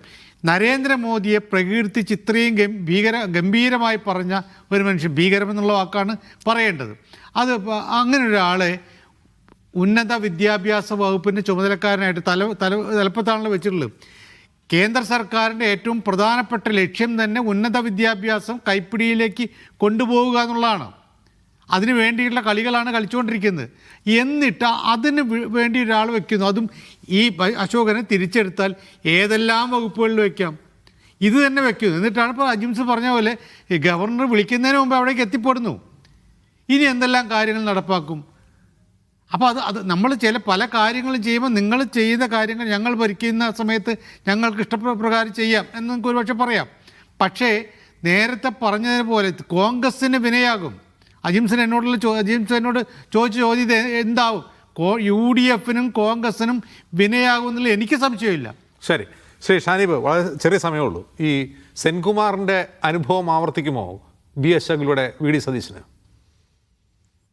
അല്ല, VD സതീശൻ എല്ലാ കാര്യങ്ങളും പഠിച്ച് ചെയ്യുന്ന ഒരാളാണല്ലോ. അപ്പൊ അദ്ദേഹം ഇതൊന്നും അറിയാതെ ചെയ്യുന്നില്ല. ഇപ്പൊ സെൻകുമാറിന്റെ വിഷയത്തിൽ അന്ന് പിന്നെ മുഖ്യമന്ത്രിയായിരുന്ന സഖാവ് പിണറായി ഈ വിഷയത്തെ കുറിച്ച് നിങ്ങളോടൊപ്പമല്ല എന്ന് കൃത്യമായി അദ്ദേഹം പറയുകയുണ്ടായി. പക്ഷെ അത് അന്ന് ചിലപ്പോൾ UDF നേതാക്കൾ ബോധ്യപ്പെട്ടിട്ടുണ്ടോ ഇല്ലയോ എന്ന് എനിക്കറിയില്ല. പക്ഷെ ഇപ്പോൾ ഈ ഓരോ ആളുകളെയും ഓരോ സ്ഥലത്ത് നിശ്ചയിച്ചിട്ടുള്ളത് അത് VD സതീശൻ കൃത്യമായി മനസ്സിലാക്കി ബോധ്യപ്പെട്ട് തന്നെ വെച്ചിട്ടുള്ളതാണ്. എൻ്റെ ബോധ്യത്തിലാണല്ലോ, അദ്ദേഹത്തിന്റെ ബോധ്യത്തിലാണല്ലോ ഈ കാര്യങ്ങളൊക്കെ ചെയ്യുന്നത്.